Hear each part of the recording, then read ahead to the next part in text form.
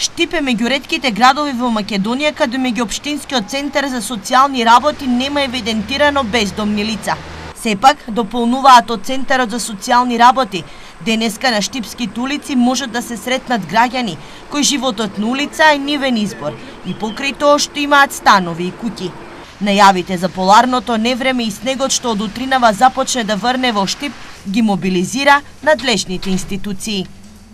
Нашите членови и волонтери се веќе формираат тимови каде што по потреба ќе действуваат на оние на кои што им е потребна помош, ќе им доделуваат помош во храна, топла облека и кебиња.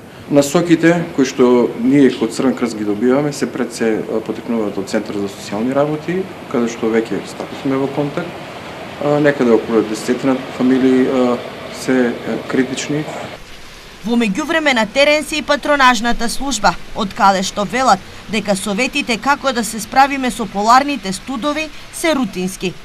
Старите лица претежно си ја пијат пропишаната терапија од матичен лекар, тоа се претежно хронични болни кои треба да се придржуваат на својата пропишана терапија и редовно да ја земаат.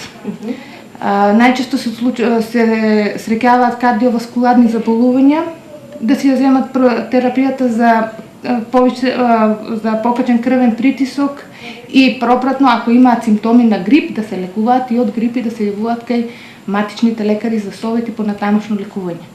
Општинскиот штаб за справување со кризи во постојано заседание се даваат потребните инструкции на надлежните институции, како Црвениот крст, комуналните служби и здравствените институции, но и на оформените тимови како превентивно да делуваат во давање на неопходна помош.